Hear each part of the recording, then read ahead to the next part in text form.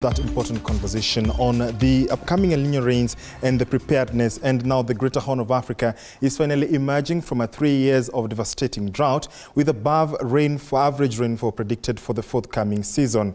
Now, whilst this is a welcome prospect, it is accompanied by the risk that flooding will impact local communities and livelihoods. And there is why. Now, over 90% probability of experiencing wetter than usual rainfall in southern Ethiopia, eastern Kenya and on southern Somalia. Now, on the other hand, drier than usual conditions are likely for isolated areas of southwestern Uganda and southwestern South Sudan. Now, this is according to IGAD Climate Prediction and Application Center, that is ISPAC. Now, these are more statistics coming in from ISPAC because you remember the weatherman has already issued the notice and Kenya has not shared any preparedness plan. Only the Ministry of Health is carrying out vaccination against cholera in various parts of the country in preparation for this. And by disrupting rainfall and temperature patterns, El Niño may strongly impact agriculture, rural livelihoods and food security. That is according to the Food and Agriculture Organization, that is FAO. Now, by at least 12 billion shillings in emergency response is required to address the anticipated impacts of the El Niño in the Horn of Africa, including Kenya. That is according to FAO. Now, the last El Niño in 2015 to 2016 severely affected more than 60 million people, causing 23 countries to appeal for international humanitarian assistance totaling to $5 billion. That is still according to FAO. Now, those are statistics that are coming in regarding the preparedness, disaster preparedness, especially on matters El Niño. I did inform you earlier on that I still have my guests here in studio. We have Peter Murgor, Disaster Risk Reduction Manager at the Kenya Red Cross. Thank you so much, sir, for joining us. Also, to the extreme left is Simon Washieni, a water conservation expert. Gentlemen, good evening and thank you for joining us. Good evening to you. Good evening. Brilliant. And I'll start with you, Peter, you even, donning with the Red Cross helmet. First of all, are we in a disaster zone yet? I mean, how, serious is it? Because you're wearing that, that could signal a few issues here and there. But are we in a place where we could start, saying that we need rescue operations and rescue plans for the places that could be experiencing rainfall so far? That's a very nice question, and I think it's good to have clarity. Yes. That we are not yet there, but every sign is pointing us towards that. So it's very important for everyone to understand the different phases in disaster risk reduction or management. Yes. We can say we are the early warning phase, whereby all indications, all things that we are looking at, the forecasts, and you've just done a very good job giving a summary, and you're indicating like, you can see the indications are like 95% chance. Yes. For Kenya specifically, especially Mandera and Wajir, it's being predicted at 90% chance of El Niño, and most parts of the country at 75%. So we are looking at a forecasted disaster. The projected scenario is that there's likely going to be dire impacts of the El Niño rains in major parts of the country, where some might experience flooding, some might experience landslides, some might even just experience disease outbreaks. Like you can see, the Ministry of Health is already doing cholera vaccinations. Yes. So these are the things that are likely impacts of the forecasted El Niño rains. So I would say we are not yet in it, and we would not say that we are responding now, but what we are doing is we are carrying out what we are calling readiness actions and anticipatory actions, trying to act early so that we can prevent and reduce the impacts of the flooding or the El Niño rains if and when it comes. Yeah. And we'll come, to how prepared we are then, when such disaster strikes. Simon, you are a water conservation expert, and at the backdrop of the ACS, the Africa Climate Summit, matters climate change. We came from a drought. We are now going to matters too much water, Yeah. fighting against the forces of Mother Nature. Yeah. First of all, when such news reaches, colleagues of your kind, what is the first thing that comes to mind in terms of even preparedness and what ideally a country would be doing when such a warning is issued? Okay, thank you very much. For me, when we hear news of, like now, the case of the expected El Nino rains, Yes. for us we see an opportunity. Uh-huh. And of course, we could see it as a disaster, but because we are on the other end of water conservation, we've just come from a 3-year dry period. For us, we see an opportunity, and we feel that we should be prepared not to see this water as much as we'll take measures to make sure that lives are not lost or livestock or other things, that this water becomes something that we can conserve, and it becomes something or a resource that we could use, because we know these patterns keep happening. Dry periods and very wet periods, like now the predicted one. We try as much as possible to see how we even out those moments, and at least we have sufficient water to take us through those moments. So it is always said that it's good when opportunity meets a prepared person. Yeah. So this is an opportunity for rain that is coming in. Are we prepared?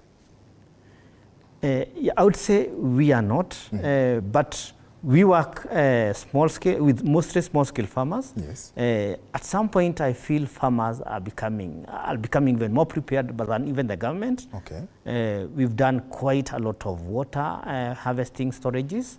Right now, we are doing quite a lot. You see farmers thinking ahead, actually ahead more than the government.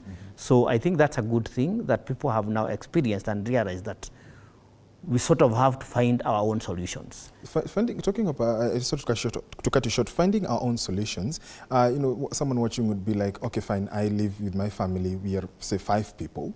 The rains are here, El Nino is poised to come. Briefly, at a personal level, or rather at a subsistence level in the country, how then would Kenyans ideally be able to prepare for, these rains to just ensure that they are able to capture and tap into this opportunity, as you said? Yeah, for us, we see water, as I said, as a resource, and it is needed across to sustain every life. We've just come from a very dry season, and we've seen, like, already the pastoralist communities, like the Maasais from Kajiado, had come all the way from Namanga to, like, the Jomo Kenyatta International Airport, actually trying to look for pastures for their livestock. Yes. But we've started seeing that trend being reversed. You see communities now doing their own small water ponds, and also in the dry region. So for me, I feel those small measures at an individual level are very important. And one thing I see water conservation doing is that it doesn't just do water conservation, it also helps in mitigation. Okay. For example, when you have water in your land and you're able to sustain crop production, that helps with things like crop cover. Okay. And crop cover becomes a mitigation aspect, such that now when there are floods, like we will see in Murang'a, you mentioned that there are usually a lot of cases of landslides. Yes. But landslides really happen on bare land. Okay. If there was more vegetation and people were able to sustain crop production or vegetation cover, that would reduce incidents of landslide. Absolutely. Before you cross over to Murang'a, yes. If I could chime in on that also, that's a very pertinent question. Yeah. And I like that my counterpart has mentioned about the opportunity that this forecasted scenario presents. We would like also to look at the good side of things and to indicate, like he's mentioned, what opportunities are presented before us. Okay. Like, for instance, recovery aspects of taking advantage to prepare and plant crops in areas whereby the rains may not be very heavy. We are seeing that we've had dry seasons and water has been scarce, but now there's going to be likely high water recharge. So, like now, readiness activities from our perspective, you asked about response. So on early action, for instance, helping farmers to have access to crops and seeds that they can start now planting and preparing to take advantage of this. Water harvesting infrastructure in cases whereby we can make the most of this water to keep a water recharge over a period of time. And also what opportunities, it is very important to start having conversations of what opportunities can we maximize on as we see the El Nino rains coming. Yeah, briefly before we, look at how the outlook is looking, the outlook in other parts of the country, briefly, Bwana Peter, then when you analyze at, the El Nino, it was last in 2015, 2016, whatever you saw then, this looks like it is in a bigger scale now, the warning that we've been given.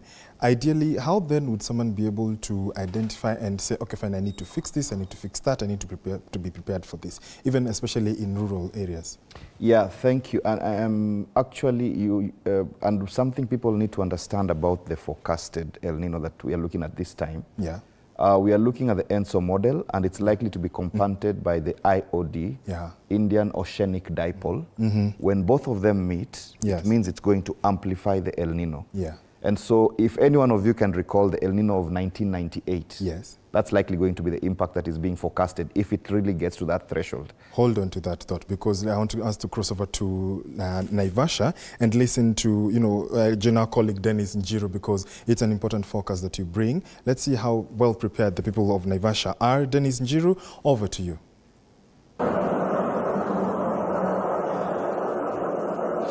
Thank you very much indeed, my colleague Victor Maringa, coming to you live from Mai Mahiu, apparently 5 kilometers on Mai Mahiu Narok Road. Adjacent is Mount Margaret, or famous Karema area around this place that is more often than not flooded when situation gets worse.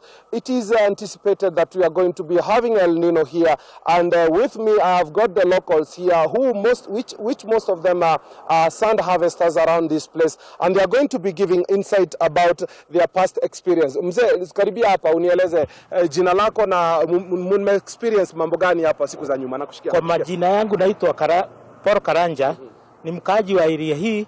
Alafu kuna experience kubwa sana tumekuwa nayo kwa mvua kubwa zikinyesha hapa, sababu hii mvua inakuja ina block barabara. Tunamaliza shughuli zetu zote za harvesting, sababu accessibility ya kuingia hata kwa hizi mashamba zetu zinakuaga gumu zaidi. Sasa tungeomba serikali kabisa, wakati hii mvua, hii barabara tumekuwa na shida kubwa sana. We either raise the roads because the existing culverts zinakuaga blocked. Hata kuingia huko barabara kwanza ikipasuka inakuaga na shida kubwa sana. Sasa tungeomba serikali kabisa, wakati mvua ikianza, kama zile mvua zingine tumekuwa tukiexperience shida kubwa sana, watujengee box culvert kubwa sana hapa, either raise the road, sababu sisi ndio tutaumia. Asante, wacha tusikie kutoka kwa mwingine. Ndugu, karibia, nieleze jina lako na unieleze experience yako kuhusiana na hali ambavyo imekuwa na tunatarajia kuwa na El Nino karibuni. Mimi naitwa John Stephen. Mimi nitasema hii barabara tunaomba serikali itutengenezee juu, kwa sababu ile wakati iliharibika tuliteseka sana, hatukuwa na kazi juu tunatumia hiyo barabara, ikaadhiri usafiri, matuarit. So tunataka hata ikiwezekana wapanue kidogo, alafu waeke mabambu juu inaua watu sana. Haya, wacha tusikia kwa mwingine. Naam, karibia ndugu, nieleze jina lako na utueleze hali. Jina langu ni Eliud Ndongo. Mimi ni mkazi wa hapa sana. Hii shida hii mafuriko inakujaga hapa, inapasua ile barabara pale chini. Inatu affect sana. Kazi inakosa, hata magari za tourism, najua Kenya inategemea tourism, gari hazipiti. Alafu shida nyingine, hii maji kikuja, huku hakuna mvua mingi. Tunaomba serikali wenye wanatugovern huku, ma-MP na nini, hii maji inakuanga mingi sana, inapoteaga. Asante, wacha tusikie kutoka kwa mwingine angalau tuweze kupata mingi. Muda unasi. Kwa majina naitwa Daniel Kimiri. Shida ile tuko nayo kwa sababu kulingana na vile mvua inakuja huku, hata tunaogopa sasa, kwa sababu hatujui vile mambo itakalia. Tunajaribu kuuliza county ijaribu kufanya mambo, na hata kama itashindikana waite serikali ndio tuone vile. Huku ni taabu tupu. Mambo hata mambuzi na nini zinaangamia. Barabara pale inapasukaga maji ikizidi. Sasa tafadhali serikali ifanye jambo ndio tuone kama mambo itakuwa mambo mazuri. Asante sana kwa muda wako na muda wenu. Shukrani. That is it. You've heard from the locals here. They live in fear with anticipated El Nino rains expected anytime soon. This just geographically, Mount Longonot has its flash flood around this place, and we also have the upper part of the Mai Mahiu, which is the Kijabe Hills. All that water floods are all percolating around this place, and the situation has really get worse. And we have seen a few sunken places where all this water just goes down and nobody knows, just a few meters. In the clips that you are watching, there's some walking shots where you will see me exactly on the same place where we had deep gullies about 4 or 5 years ago. But today, as you can see, it is just flat ground or land, as you can put it. And everybody is living in fear because of the light soil, which is volcanic soil. We just hope that the government is going to be taking up measures in the place of running last minute in following the situations that may be affecting the locals as come of that time. That is it from me here. I take it back to you in studios. Indeed, thank you very much, Dennis, for that. Before we crossed over, Peter, you were talking about even the magnitude, the 1998 one, even as you respond to what you've seen in Naivasha that will happen. You know, they're talking of culverts and all. As you respond and continue that point, is that perhaps what the residents are calling for, a better way of preparing for this El Nino? Yeah, and it's nice to see that residents are identifying. You see, like when the residents of Naivasha in that particular area, you can see to them they kept talking about the roads being blocked, and they talked about water drainages being cleared. So it's very important for everybody in the different contexts to really understand their environment, to really understand what risks they face. Some it might be the blocked waterways. Some of them might be landslides. The response will be different. Some places have other risks like water runoff that is not necessarily flowing anywhere, but then flooding and destroying shelters, you know, which means houses are destroyed. So here we are talking about roads and water being blocked, but other people are talking about houses being totally destroyed, so they have nowhere to live. So what does this mean? It means, number one, at the individual perspective or level, you really need to understand your context and the risk you're exposed to. What if they do not understand?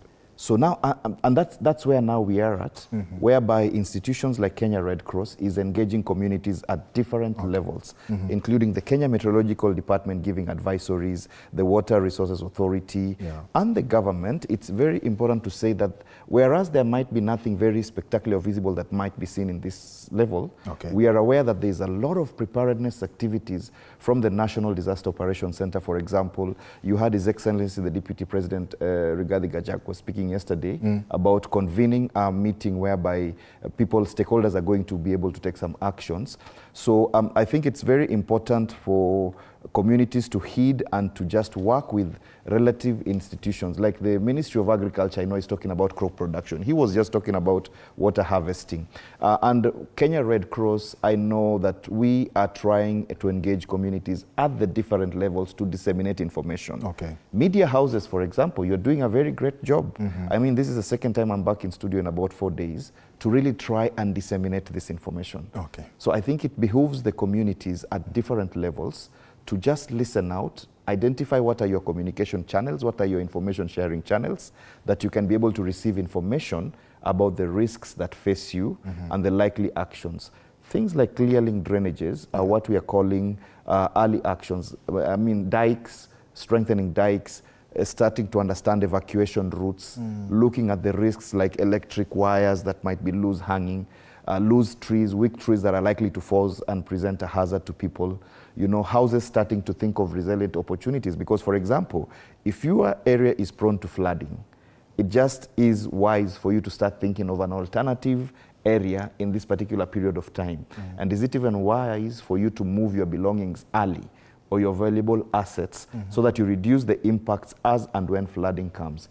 There are people who clearly they understand their own waterways. So these are at-risk areas. So it's very important to really map and be engaging with the communities and other institutions that are likely to help give this information. Brilliant, good points you bring out there. And, you know, I hope even perhaps even the authorities are listening to be able to assist, you know, Kenyans well prepared even as, you know, they move, because we understand the financial challenges that, you know, we are cognizant of them, including, you know, the current situation we're in as a country. Simon, now looking at how both in the rural areas and in the urban centers. This is rain that is coming from above. We should be able to be in a situation where, whereas it will be pounding on us, we don't have, the sewerage system that is now causing us not to have water in our homes. Yeah. Talk to us about water harvesting and in how best to be able to tap into these opportunities of this El Nino. Yeah, I was watching the clip on Naivasha, and you could see those gullies. Yeah. It already tells you that a lot of water was passing through those gullies. So it means, you look at the photos, you see it's very dry. But there was rain, the previous rain, but the gullies were left. So what we need to do right now, especially now that we know that we are expecting even higher rainfall, is actually to, I wouldn't like really say, like the government is not doing, but they really should see that as an opportunity, because we pass through these cycles. We have highs and lows.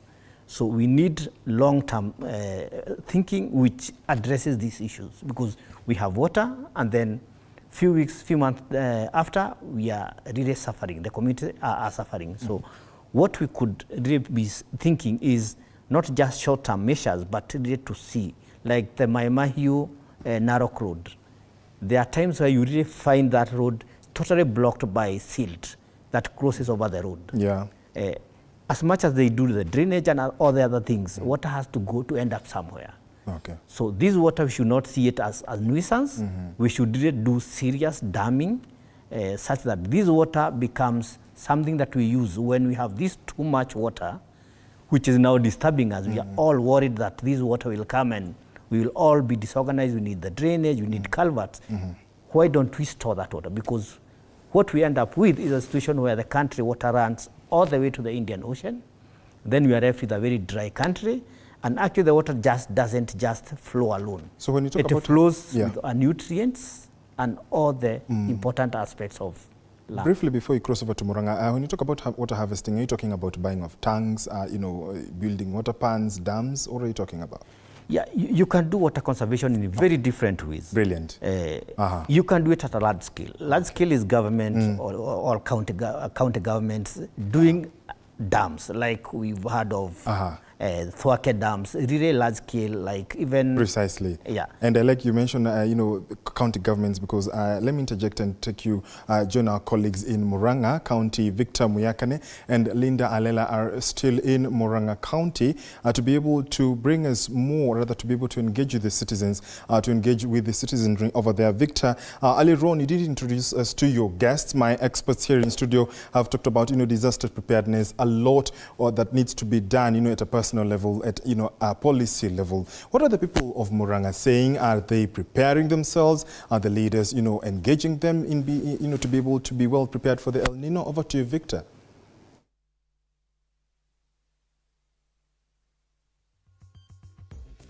Well, once again, good evening and welcome to the People's Court. We are coming to you live from Stanley's Haven, right in the heart of Murang'a town. And with me, I've got two guests. We have Mr. Stanley Kinyua, who's the Director of Meteorological Services for Murang'a County. Karibu sana. And we also have the Honorable Member for Kiru Ward. We're talking about Honorable Morris Thuku. Karibu sana. Asante. Gentlemen, we've all heard about El Nino and everything. But one of the things we're hearing on the ground is a lot of people don't really, believe the meteorological department when they make these forecasts, or two, understand it. Would you care to put us in the picture, please, Stanley? Thank you, Mr. Victor. And when you talk about El Nino, when you talk about weather forecasts, those are forecasts that has been done, probabilistic, and many times people might not believe that the forecast is right, but for people who care to go through the forecasts, read it, know the impacts, at the end of the forecast period, they realize that the weather forecast is always right and to the best of the interest and the interest of the public and the other Kenyans. We always have a very good forecast, especially these days. We are doing an impact-based forecast whereby we engage with other departments, the agriculture, the county governments, the health departments, the disaster departments, so that we can know what is about to happen and how we can get prepared for what is about to happen.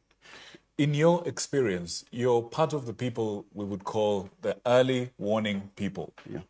In your experience, does our society, do our leaders and our institutions actually take the advice you give them in terms of early warning?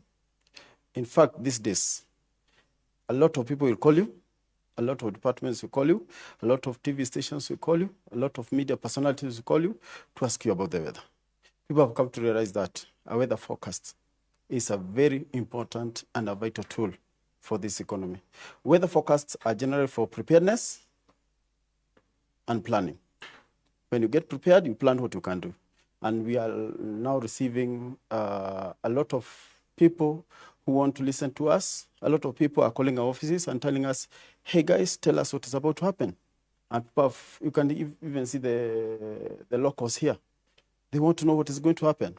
So they have come to understand that the weather forecast is not something that is guesswork, something that has been done analytically and professionally, and comes to pass. Right. Thank you. I'd like to bring you in, Honorable, but before I move, how hard is it to predict the weather in these days where climate change is being, the effects of climate change are being seen everywhere a lot more than before? How hard is it? It's not hard. We have developed models, we have developed technology, we have personnel that do that work. Right. We do it perfectly, and by God's grace, we are able to give our Kenyans and the locals what they deserve as part of our forecast is concerned. Right. Yeah.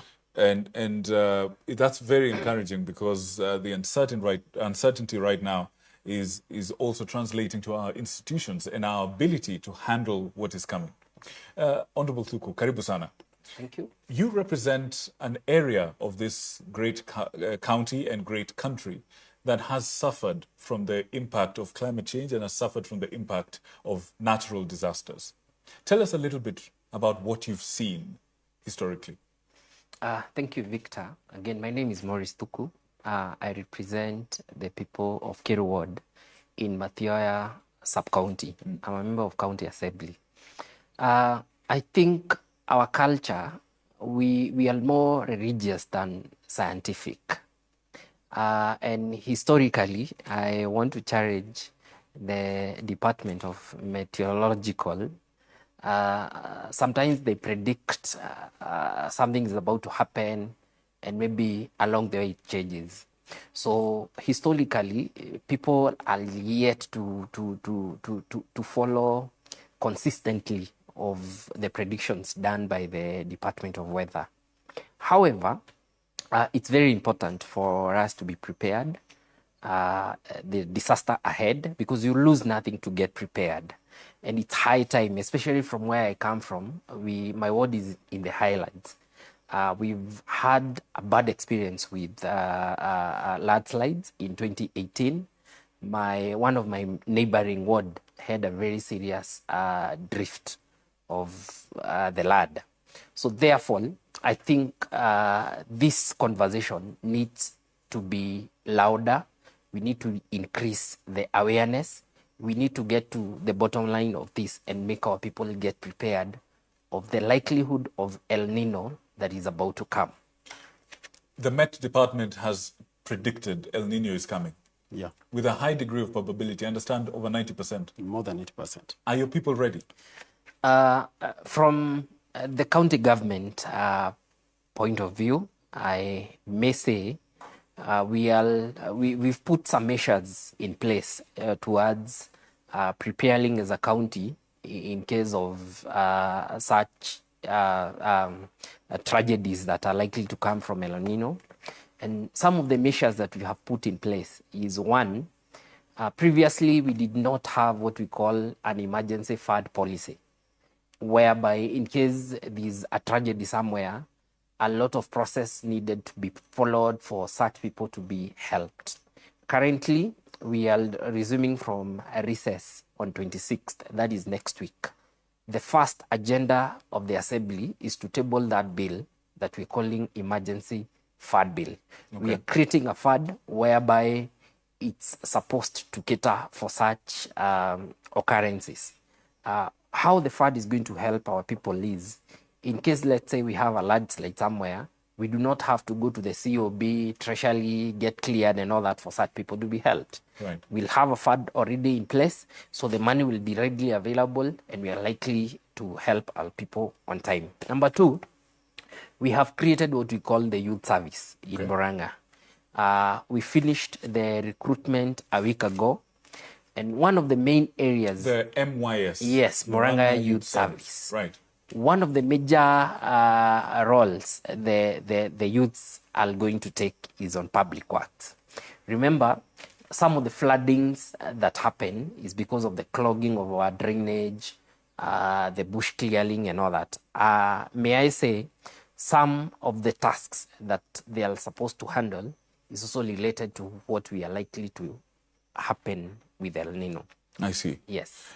Of course, what you're saying has a lot to do with the members of the public themselves. Yes. This is what the government is doing. This is what the Met Department is doing. But I wonder what the people are doing in terms of awareness of what's coming and preparedness for, again, what's coming. Linda, you are with the people. Take it away. Are they ready? Are they prepared? Are they aware of what the Met Department and the county government are doing for them? And I'm glad that you asked those questions, Victor, because the people are here to answer them, and of importance, or perhaps we are lucky to as well have their chief or one of the chiefs around this area. And now that we are seated in Murang'a County, I think it's upon them to get to answer some of these questions. Scared the people are, Chief, and we have Chief David Wigania. The people are scared, it is obvious. Do you suppose the ones that you represent are confident that the government has got their back? I think people are not scared. The people are just anxious. And anxiety in a good way? Or? Yeah, we call it positive anxiety. That it will happen, we don't know, it's a natural disaster, we don't know the aftermath, the consequences, but people are prepared. How prepared is the government in terms of making sure that, well, when disaster strikes, and El Nino is considered to be, you know, a form of disaster because of the rains, the heavy rains for that matter, how prepared is the government to ensure Let that? me start by saying that I work for that government. Okay. I'm a chief under the Ministry of Interior, and coincidentally, it is my area that suffered a horrible, severe landslide in 2018. Now, what we have done is every chief in this republic, we have mapped the hotspots. Every chief knows his geographical area, and we know areas that those are prone. And we have sensitized the members of the public. For example, we have taught the people that whenever you observe a crack or water coming from underground, that is an indication that a landslide or a mud flow might occur.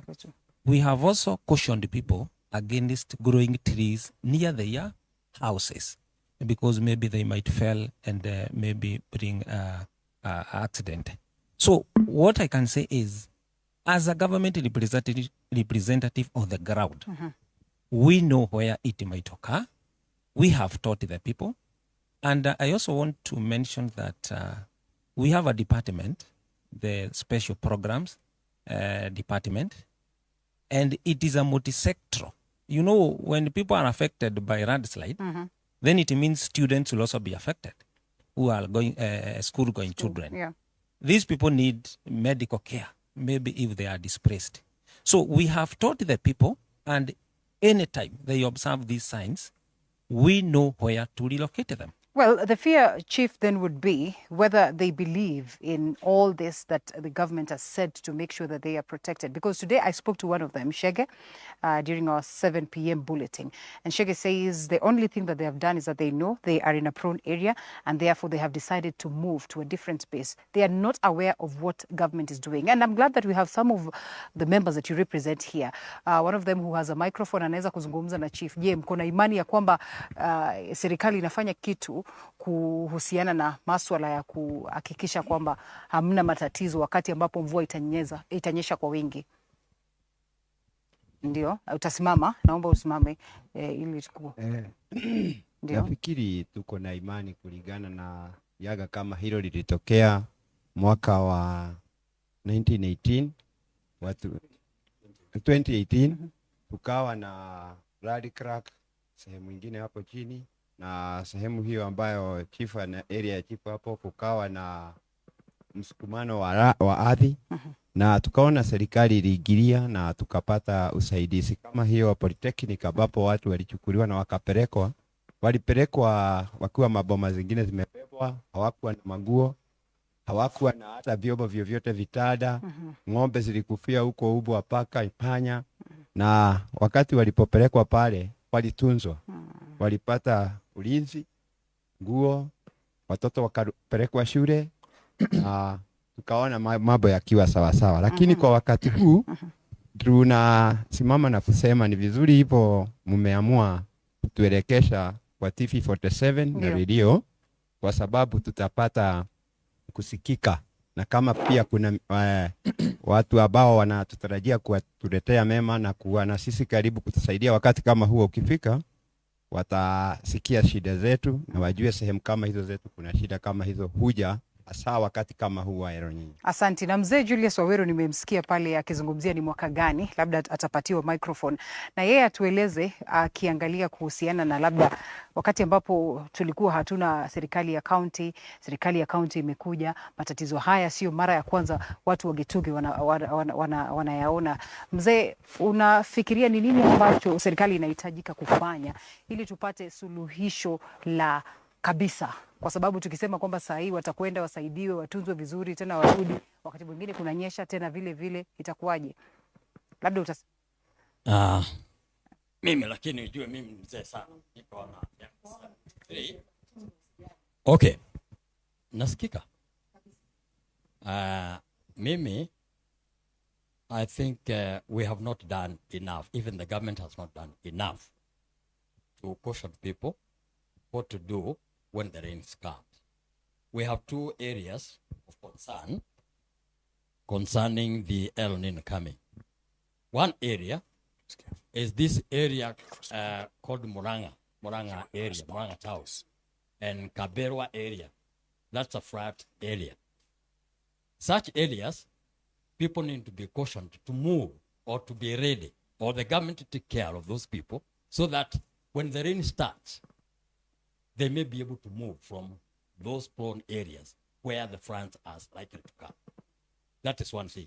The government is supposed to take care and to prepare places where these people are going when the rain starts. Because if the rain starts and people are still there, they don't have anywhere to go, and it is night, they will be swept by the floods. That is one area. The other area is the area where we come from. The people from the highlands up there, Gituge and the areas like those. Those areas are the ones that were hit heavily by the landslide. And what the government is supposed to do now is to elect or to bring tents to locate these people, to tell people to be aware that when the rain starts, you will be able to come from your areas, move from there, and go to the tents, because those areas are prone to landslide. Yeah. Last time, when the landslide came, 2018, one person who was my age was swept and was buried by those landslide. Right. So I would think that the government should not be that slow in acting and telling people. Well, where they are supposed to go. Thank you. Again, let me comment. I will come back to you. I will come back to you so that at least we also have Thank it, you.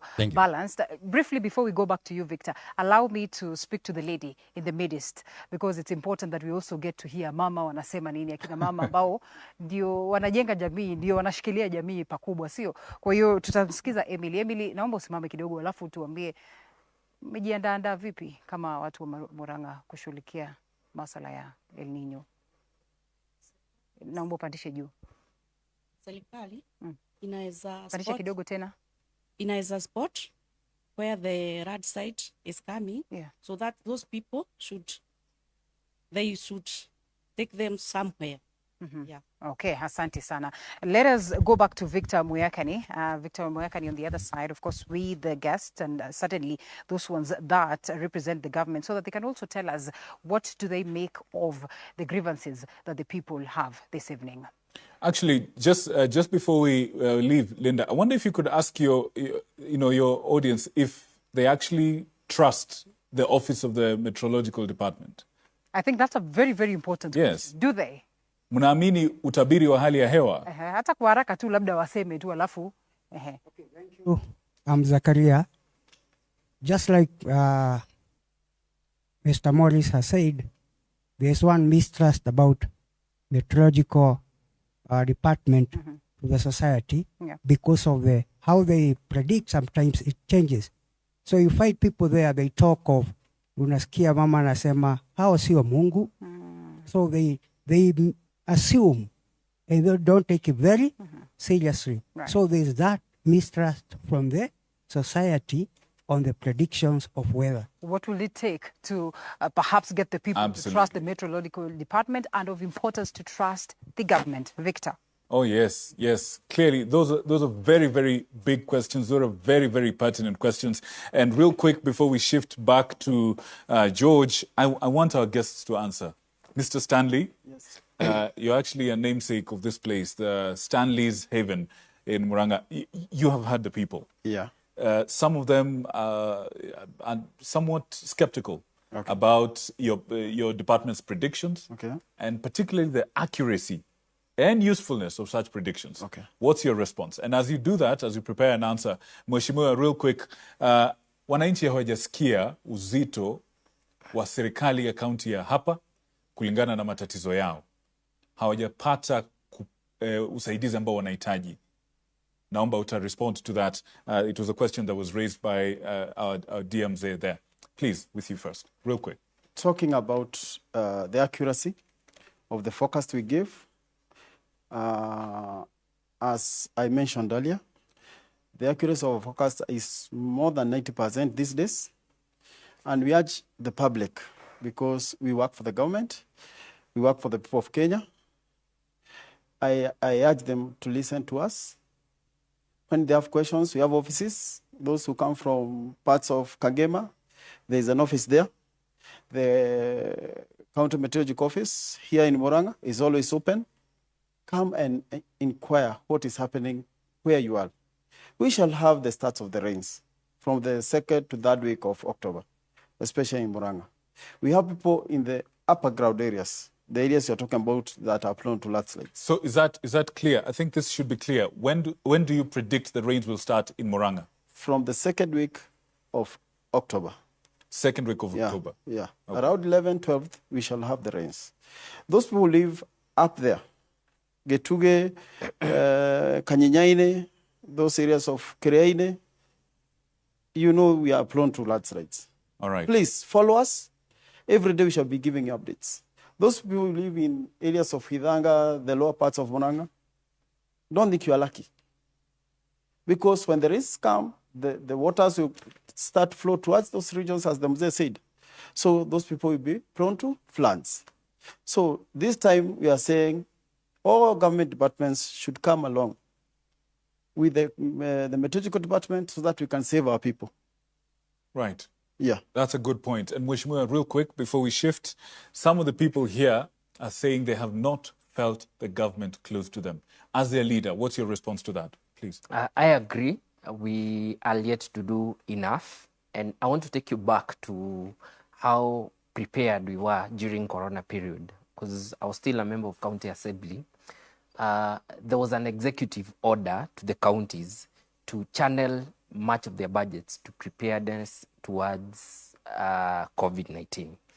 I feel the same needs to be done, whereby counties that are most likely prone to landslides and all that, maybe they need to be told, you need to put such an amount towards emergency and all that. Number two. But October is not too far, Mheshimiwa. As a county. October. That's I want to respond to what Mzee Yes, said. please. Yes. In as far as we've done measures as a county, much more needs to be done. And I want to call upon stakeholders like Red Cross and all others. Maybe we need to have this campaign together. It's not a one-person campaign. We need to be loud. We need to go out there. We need to tell our people this is what needs to be done. We need people who can be able to donate tents. As a government, maybe we can provide some. But there are so many other stakeholders that can come in place, and we try to see how we can be able to salvage the situation. All right. Fair enough. Yes. And when we come back, we probably will talk about more sustainable solutions long term. Yes. But that's an honest answer. George, that's the situation as of now. I wonder what your people in studio have for us before you come back to us. Absolutely, and they have been, my guests here in studio have been monitoring, taking notes, following up what's happening in Murang'a County. As the People's Court, I told you, is on the road. We've heard, Simon and Peter, you've heard what's going on in Murang'a County. We will come back to that, but, to pick your immediate reaction. But then let's also focus on what, is happening here in County 047, the capital. And as Nairobi County continues to put up response measures to counter effects of the El Nino rains expected to start in October, victims of the demolition that occurred in Mukuru kwa Njenga village 2 years ago, who are living in tents which were donated to them by the Kenya Red Cross, are now worried of their safety. And as Eric Matika informs us, residents want Governor Sakaja to include them in his Marshall Plan set to counter the rain. Take a look. It is in Mukuru kwa Njenga slum in Nairobi. This has been the situation for residents at the Mukuru kwa Njenga slums for the past 2 years. The residents were left homeless after their houses were demolished and are still living in these makeshift tents, which are in a very poor condition. A situation that makes them worried sick, especially at this time when the country is expected to receive El Nino rain from the month of October. Residents here, especially families with small children, are confused not to know where they will go, because when the rains come, these tents, which they call home, will be swept away. Hapa hakuna mpango ambaye tumepanga. Vile tuko hapa tunakaa kwa tent na hizi matent, tunaona tuko kwa hatarini. Kwa hiyo mvua ikinyesha tutakuwa kwa shida, maana sasa tutakuwa ndani ya maji. Maana sasa hakuna nini mitaro ya kuteremsha hiyo maji. And as the Nairobi County government continues to put up response measures to counter the looming effects of the El Nino rains, these residents of Mukuru kwa Njenga are lamenting that they are not involved in the plan, as they are not aware of how things will turn out for them in the coming month when the rain is expected to begin. Governor Johnson Sakaja launched the El Nino Marshall Plan, where his government hired 3,500 environmental officers to help in cleaning and draining clogged drainages as the first step to curb flooding once the downpour starts.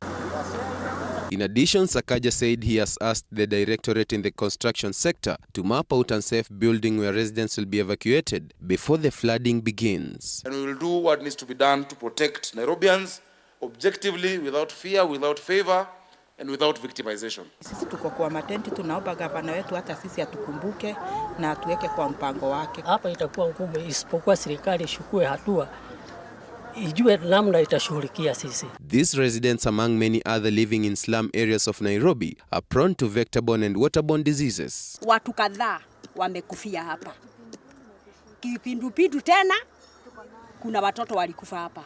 Sasa hii nayo El Nino, ikikuja itupate, si watu tena watakufa. The residents now want Governor Sakaja, in collaboration with the Kenya Red Cross Society, to prioritize public safety and proper disaster and emergency management mechanisms to avoid knee-jerk reaction towards the disaster and to establish appropriate strategies to aid them against the damages that will result from the rain. Eric Matika, TV47, Nairobi. Peter and Simon, I've seen your faces changing, having seen the pictures coming in from Nairobi, the slum area, and you've also listened to what the people of Murang'a have to say. When you look at this, starting with you, Peter, do you foresee a place where, because the Red Cross complements the government, do you foresee a situation where you will be required to even do more? Thank you, George. Yeah. And it's very nice. First of all, let me appreciate it's very nice to hear voices from the ground real time. Yes. Victor and team on the ground, and to hear the community speaking. Mm-hmm. When I was looking Mukuru kwa Njenga, we were actually there even yesterday. Yeah. And will we be required to do more? It's not about if we will be required to do more. We are already on that. We are already doing a lot. Important to say, as Kenya Red Cross, we've been mapping these hazard areas, at-risk areas. We've been working with communities. We've been working with local administrations, local leaders, different stakeholders, the Kenya Meteorological Department, water sector, to just really understand the areas at risk. We've been doing preposition. Kenya Red Cross has already been doing even prepositioning of items. Like you saw, it's good that you saw on the television the tents, for example. So those areas that are likely to be at risk and no evacuation centers, we are already prepositioning those items. We are already discussing with government bodies, for example, and other stakeholders on if we are taking ready actions. We are already taking them. And should the situation escalate and get worse, we're already doing them. It's very nice to see, for example, what I was happy to hear the MCA in Murang'a talk about some of the initiatives the county governments are already doing. And this is what needs to happen. Prepositioning of funds, having framework agreements or policies, which are very critical towards disaster risk mitigation. Seeing Sakaja and the county already doing clearing of drainages. These are the efforts that we need to keep seeing. So yes, we will be required to do more. We are already doing a lot. We are already engaging our different stakeholders to ensure the necessary resources, because this will be resource intensive. The different thing about this looming disaster, should it come, is that it's going to affect almost close to half, almost near 3/4 of the country, and at one point it might be simultaneously. So then you realize there'll be a lot of stretched resources. But the good thing is, right now it's good to say that we are much more, yes, whereas we are not yet there, it's important to appreciate that we seem to be much more having better conversations, having better levels of preparedness, seeing a lot of initiatives from people and counties. And as I just finished, to get it back to you, is if you could listen to that community member, the way they were speaking, they understand their context. When a mzee can stand and say that this area and this area, and this is the experience we had. In Mukuru, for example, when the ladies can talk about kipindupindu and that we saw people die, they are appreciating the fact that they understand their context, they understand the impacts. And I think we now need to start seeing how do we work with these people to really take the necessary actions. Like in Mukuru, for example, where you just had the video, I think if you went a bit down in that video, you would have seen, like, for example, an evacuation center that has been mapped out as one of the areas that these people are now being informed that they should be able to move. So yes, a lot will be required. We are already trying to collaborate with the necessary actors to be ready to respond at scale. Okay.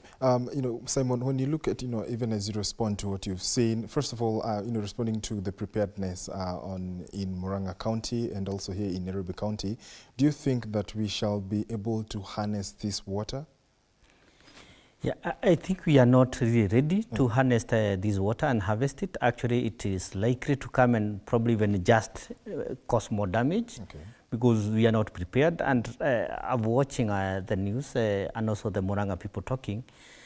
For me, I look at it and I think as a country we need a more long-term strategy, because El Nino actually will happen again and again. These cycles will continue. And now with the realities of climate change, I think we need to go back as a country and agree. I could see the MCA there in Murang'a, and he's, as much as they may say that they have resources and they are trying to even allocate funds, it becomes like a really short-term thing. I think we need to have, as a country, all of us engage in all the stakeholders. There was the climate summit, but I do believe it should not just be talk. It should be something really long-term. When the people were talking, I was thinking of the previous president. The president we had, President Moi, and he was talking, he had a very long-term strategy of, he was calling it Mumonja kwa Udongo. People had been trained and educated on how to make gabions and stuff like that. Okay. Now we might not just think gabions. We might now look at the whole adaptation solution and mitigation of measures like now flooding. Because we are talking of erosion, landslides, floods. There are even lands that will probably not produce any crop during this rainy season because they'll be submerged. So maybe even crop will be damaged.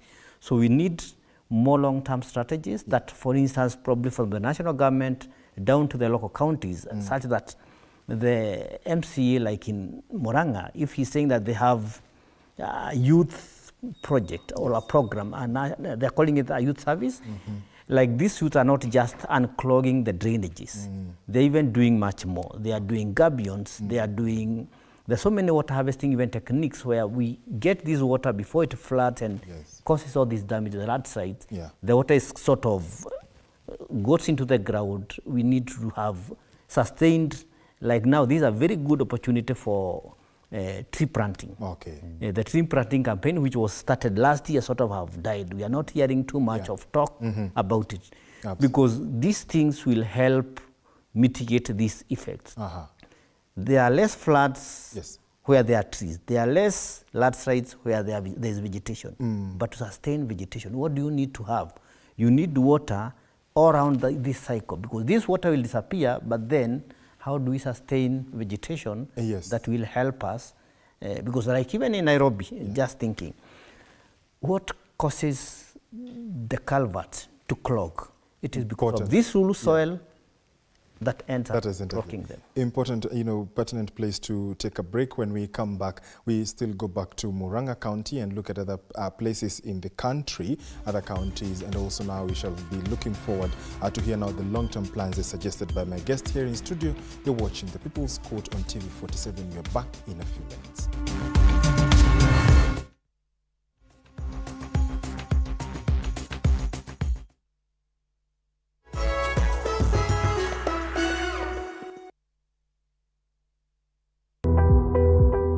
The East Africa University, we understand that there are limitless possibilities for brilliant minds. Join us for our September intake for short courses, certificate courses, diploma courses, degree courses, and Master of Business Administration. For more information, you can contact us on 0722 545167. Email us on marketingdepartment@teau.ac.ke or visit our website at www.teau.co.ke to find out more about our programs and how to apply. The East African University, the wellspring of knowledge and character. Radio 47, tuko nawe mchana kutwa na usiku kucha. 101.8 Garissa. Tunavuma na bado.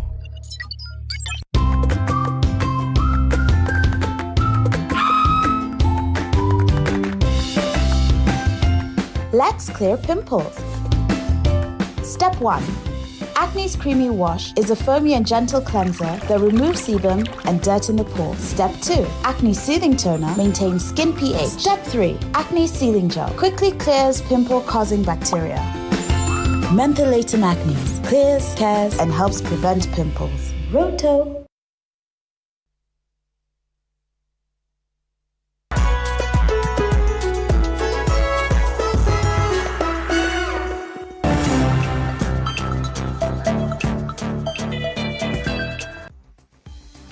Welcome back. You're watching The People's Court right here on TV47.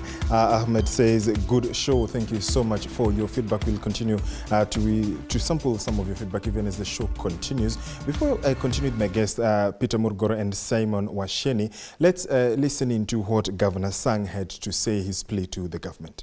We want to tell national government, can you expedite the process that we agreed, that you look for alternative land so that we can be able to get all those people living on those fragile mudslide area, prone areas. We can get them out of those places and give them alternative land. Tunahimiza watu ambao wanaishi katika sehemu hatari, tafadhali ukiona unakaa sehemu ambayo inaweza leta an emergency kwa maisha yako ama hata a disaster event, tafadhali, maisha hairudiwi tena, maisha ni moja. Tafuta sehemu ambayo kwa Kiingereza inaitwa safer grounds, ukae huko hadi wakati ya msimu wa mvua itapungua, ndio unaweza rudi kwa nyumba yenu. Hizo mito zinafurika wakati tunakuwa na mvua nyingi. So tunawaambia kwamba hata watoto ambao wanatoka shule tutahadhari ili wasifuka ile mito, alafu tutapata janga mbaya.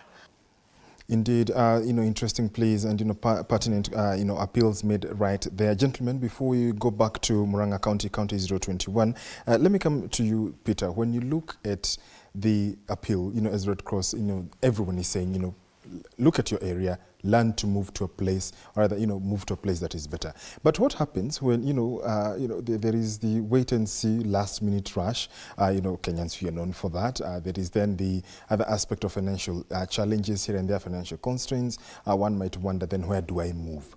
So in terms of, hence, looking at the bigger picture moving forward, how then do we mitigate and avoid, a repeat of what you've seen in the past, that then from 2023 we say, these are the lessons, and moving forward we'll be able to tackle them in this manner? Yeah, I think the conversations need to be deeper. Okay. Community conversations need to really inch deeper. An understanding needs to be done during the normal periods of time. You see, when you get into and that's why the disaster management continuum is a wheel. Yeah. So when you are around a disaster, you are thinking of saving lives at that time. Yes. But I think what needs to happen, George, is continued conversations for sustainability during normalcy, educating people, helping them to understand how they can become resilient, how they can boost their coping mechanisms. And more importantly also, engagements. You could hear even some of the leaders and political class talking about alternative land, issues around giving these people alternatives so that at least they can be resilient to these emerging disasters or when they are at risk areas. Yeah. So I think if we are really to draw lessons and if we are really to look at preparing better for the future, is we need to have sustained activities. During disasters, of course, it's emergency response. Let's help people to move. When we are not in the disaster phase, during normalcy, is to engage people, conduct community engagements, community conversations, education, to really, for example, when the KMD is saying the weather forecasts are not being trusted, how can we understand the importance of better safe than sorry, and all that. Absolutely, Peter, great points. Simon, what do you want to see moving forward? Yeah, for me, I think we need coordinated efforts. Okay. I think we have so many players pulling in different directions and, of course, with different vested interests. You've had the Kenya Med Department being told and accused, and I've had it so many times in the field that people say, why should I even dig a dam? And these people keep lying. So I think, for example, now the Kenya Med Department should be like, okay, why do people mistrust us? The national government, the county governments, let's not come and prepare when it is too late. Absolutely. And now the people are not prepared because they even don't believe that it will rain. So we need all these concerted efforts. And then for the long term, we also need these actions that kind of help us to minimize these things. Landslide are factors of, for instance, human activity, like, for example, cutting down trees and stuff like that. We need to have measures which are more sustained, well-coordinated, probably from the center, maybe the national government, and cascading it down to the county level, such that we minimize these incidents. And we need, for instance, a restoration mechanism. Okay. Yeah. Perfect. Indeed, Simon Washini, he is a water conservation expert, speaking to us here in studio regarding the El Nino preparedness. Also in studio has been Peter Murgor, Disaster Risk Reduction Manager at the Kenya Red Cross. Gentlemen, thank you so much for joining us. But the show is not over yet. We want to go back to the county of Murang'a and speak to Linda. You're looking good in yellow, Linda. What are the people saying further, what they would like to see, moving forward in terms of the warning that has been issued second week of October, or are they saying perhaps off air, are they saying they want to see more, or what's going on?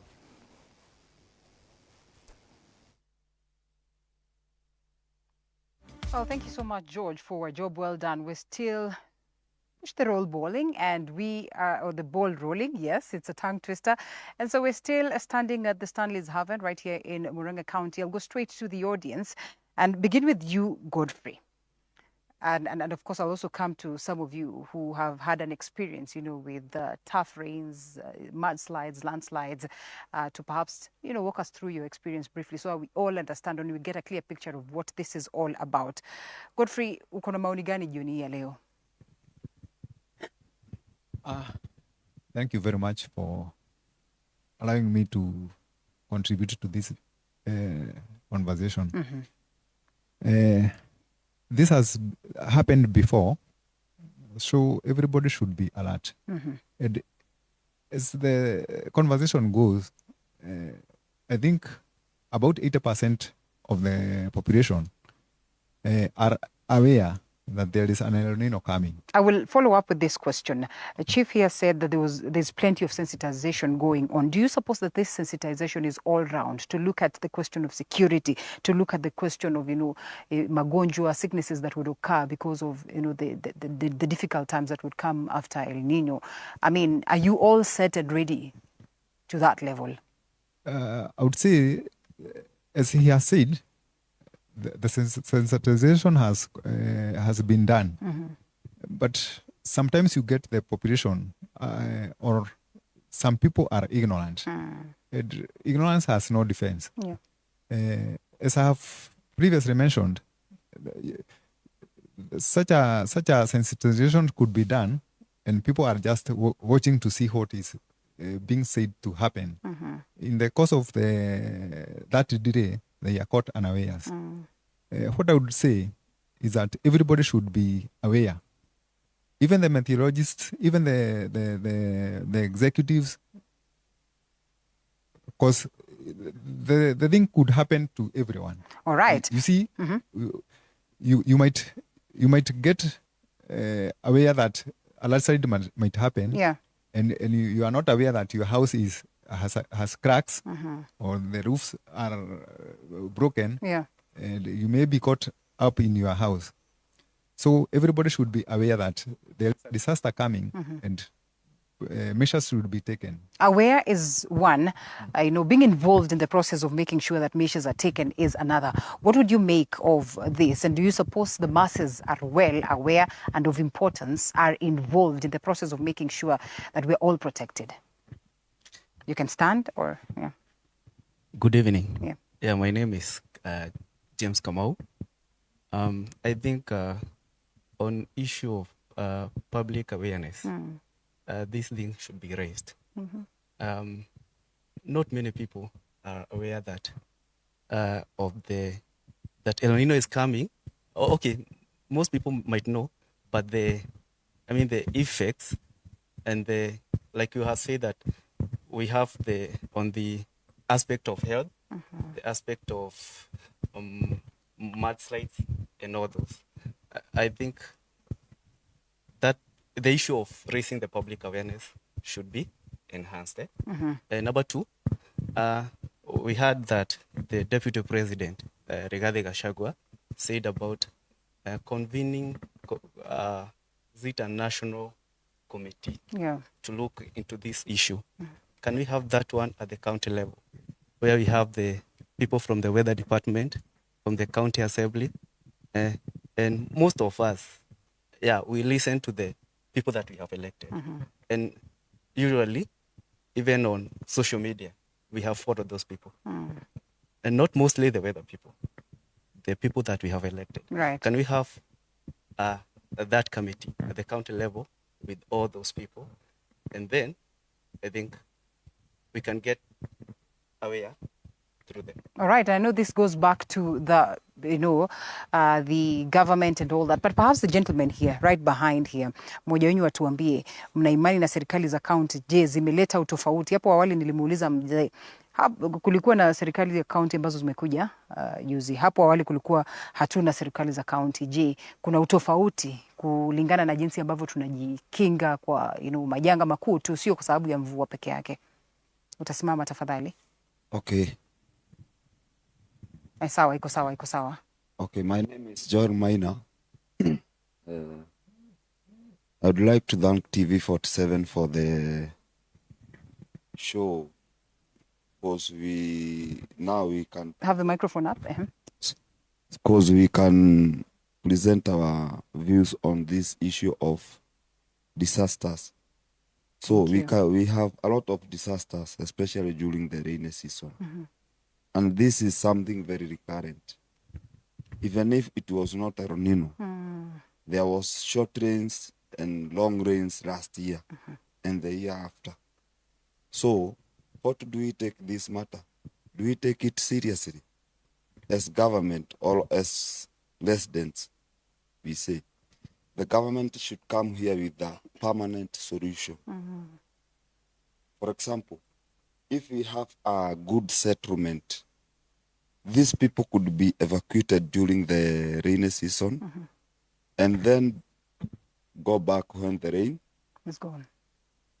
I think that is the best solution for the... Okay. So even we ourselves, we should not take the matter for granted. Sometimes I commend the work of our government. Quickly, Sometimes they sensitize us. They tell us to come out of the prone areas. Yes.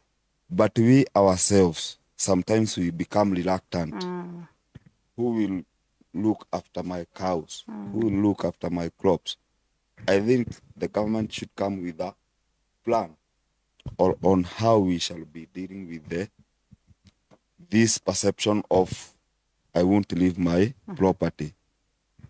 We should value our lives. Thank you. All right, mzee pale kuna jambo la kusema, and aswa nimesikia ya kwamba you have problems with water in this area, and then you wonder if the rains are going to be so much, why don't we work on how we can collect and preserve this water so that we don't have troubles with water? Okay, thanks a lot, TV47, for this show. What I can say about water or those frauds, we as member of the community, we have our laws. We do not have to wait until the government have seen we have disasters.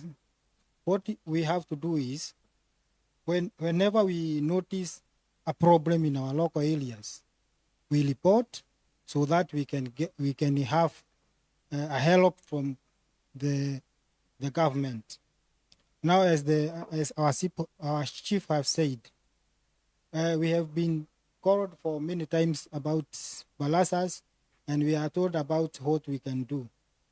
Now, all these things can be given to the wasewa Nyumbakumi, so that everybody can have that message, and we try to reduce all those disasters. All right. Well, I know Mzee had a question to pose to you, gentlemen, but perhaps Victor, because of time, or we could allow him to pose his question. Mzee, you had a question or a challenge, perhaps, to the... Yes, please. To the panelists, yes. Thank you. The panel, I think you are prepared to take the challenge. Mr. MCA and Mr. Nani? Stanley, the weatherman. Stanley. When you want to sensitize people on things, you call us for a meeting. You said vehicles shouting, telling us, announcing that we have a meeting, such and such a place, with the governor. When the president is coming, or when the vice president is coming, or when anybody, any politician is coming, you are very, very serious telling people what to do when they come. But when a disaster like this one is about to come, you don't tell people. You just keep quiet. You let us hear from the radios. And we have a tendency. People have a tendency of taking things very slightly, very lightly. For instance, our president said one time before he was elected, mtakuja kujua hamjui. And we took it very lightly. We did not know what he meant. Mtakuja kujua hamjui. Now, after he was elected, people were wondering, Allah, what has happened? All the government and the strength and what have you, and he has The microphone, sir, quickly. Hello? So, yes. Hello. So I want to say, Yes. later when he got the leadership. The leadership. Yes. Yeah. Yeah. Yes. Thank you very much. Let's allow them to respond to your Yes. challenge. You made a very good challenge, Yes. and we want them to respond to that one about sensitization. You want me to sit down first? Please, Yes, please. Let them answer to that. Okay. Yes, please. Thank you. Thank you so much. Thank you, Linda. Gentlemen, you have heard the people. You have also heard the challenge. Let's start with the political side. Honorable MCA, where are the gaps when it comes to communicating with the people? And what are the solutions that you can put forward to deal with this? Thank you, Victor. And may I say I'm very impressed by the contributions made by our people towards the concerns they have on what we are supposed to do as the government. One, as an elected leader, I want to take a personal responsibility that I want to start the conversation in our county. And there are so many ways as an elected MCA that you can be able to put across the conversation. One through a statement or a motion. I want to promise by the time we are going back from recess, that is on Tuesday next week, I want to do a motion requesting the Department of Environment and the governor himself to come up with a committee. We call it a disaster management committee, composed of what one of the youth has said. The deputy president is saying we need a national disaster committee.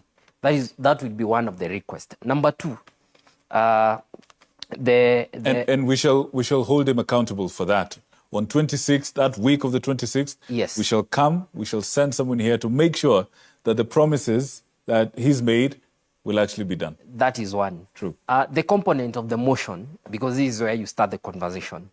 Two is also we need to create awareness. Request the Department of Environment to start going around the county, creating awareness of the effects of El Nino. One of the effects, of course, is we are likely to have swollen livers, schools are likely to be closed, flash floods, such conversation. Right. As a person, since I also interact with the people, I usually have what we call public participation. And coincidentally, I have one on Thursday at a place called Warugara in my ward. So you'll be discussing some of these. Exactly. I want to take a front seat in sensitizing my people about this, what we are likely to have ahead of this. Allow me to interrupt for a second and ask you just a direct question. I know you have an answer to this. What is the current allocation for emergency for this county? The emergency fund, how much is it as of now? Thank you. That's a very good question, Victor. Currently, we allocated 20 million. Is that the reason going to be why enough? We had 20 million is we didn't have a law to govern how to use the emergency fund. Okay. So by next week, we'll have a law. That's what we call emergency fund law. And I believe the governor is bringing supplementary budget. And one of the proposals is to increase the emergency fund from 20 million to 70 to 100 million. All right. And on that note, once again, we shall be following up, not to pin you down, but to keep you accountable, you and your leadership plus the governor, to make sure that the people are actually getting what is supposed to get. Mr. Stanley. Yes. When you sit in your office and you look at the predictions, you see what's coming, do you feel like there's enough urgency in dealing with this issue on the ground? What I feel as the county director of meteorological services in Murang'a, lucky enough, Murang'a has a Lanet radio station called Kagema FM, which operates daily, 24 hours, 7 days. We use that radio station. Not many counties have that, have a radio station, purposely for weather, to inform people. And as Mzee was saying, that we need to sensitize the people and tell them what is supposed to be done. We have administration. The chief is here.